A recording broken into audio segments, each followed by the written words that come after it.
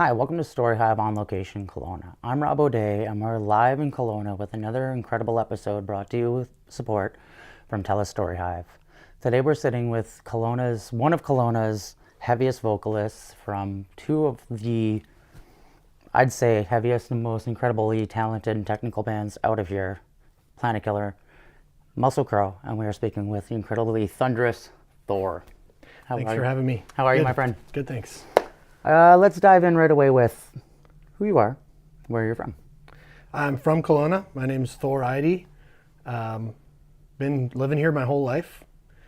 I lived for 3 years. I lived in a small village in Port Alice on the island, north end of the island, and ever since I've lived here. Kelowna boy. Nice, Kelowna. So, what initially got you into music, first of all, and then got you into becoming such a thunderous voice behind a microphone?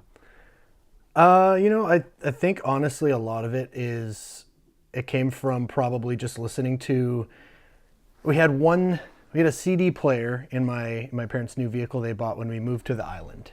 And before that I just listened to radios, nothing special, just like every other kid, how they grow up with their parents listening to classic rock or whatever is just on the radio. But once we got to the island, we were about an hour and a half away from any other place nearby.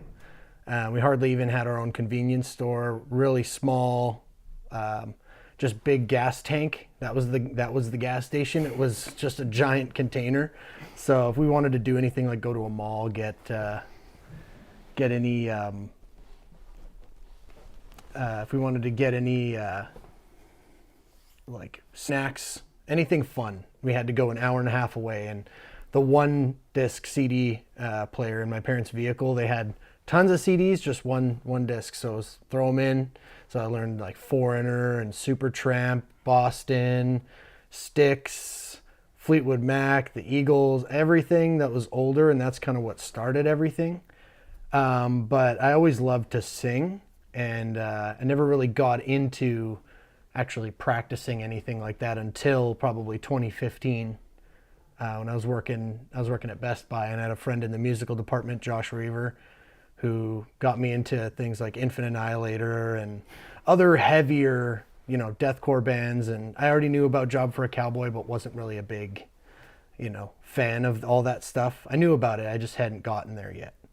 And then he's kind of the reason, honestly, that I got started and pushed into starting to practice in the car on the way home to and from work. So It's kind of an interesting story. So when you were on the island, yeah, how old were you when you were there? we moved at the end when I finished kindergarten. We about packed up and moved there until just before grade 4. So that'd be 2001 to 2004.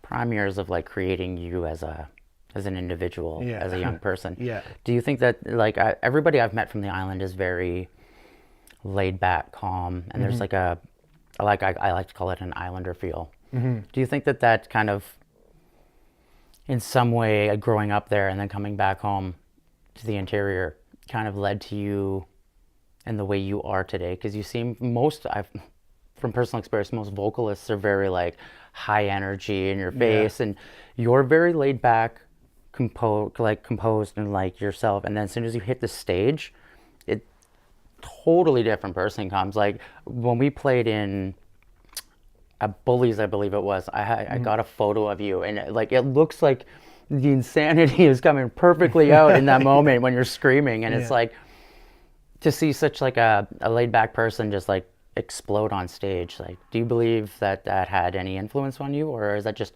who you are naturally? I've always been a pretty quiet person. I do like performing for the right reasons. I'm not somebody who goes out and seeks attention or anything. It's kind of embarrassing for me, to be honest. And I thought that being on stage would be quite like nerve-wracking, but for some reason when I get up there, it just feels almost natural. Probably a lot, I don't have to be myself. I can be this projection of all my feelings, I guess, because there are, even though it's kind of caveman esque, I guess, with Plantkiller. It's very lyrically deep in the sense of just like what everything means in general. Plantkiller itself is kind of like a ode to the humans. We're kind of like, we're killing our Earth, you know. It kind of runs around that, but I've always kind of been more of a chill person, and the island more taught me how to be respectful to wildlife, and that's probably, if anything, what it had the biggest impact for me. I love that. That's one thing that I've got to speak with Josh and Alex, and the one member I've always wanted to sit down with and speak with is you, because Vocalist, and the voice of a band, it can be intimidating when you're trying to not just make a message for yourself, but for the entire group. Yeah. And I've always wondered what, you read the lyrics and you hear them and you hear the feel that the music that you guys create with Plantkiller specifically is very, I want to say it, like, not shock factor, but it hits you so hard. And there's like something different there that I've always loved. And it's the lyrics that I've always wanted to dive deep into with you. When you are diving into your creative process for writing, what is your initial, do you feel like when you're writing, do you take the instrumentals the boys are making and try and take the vibe it's going with? Or when you hear something instantly, is there like, this is what I want to sing about? Like, do you ever struggle trying to come up with concepts? Oh yeah, most definitely. I feel like a lot of it is just like current events. A lot of things that I'm talking about are things that really are just like mentioned in pop culture, or even just in society.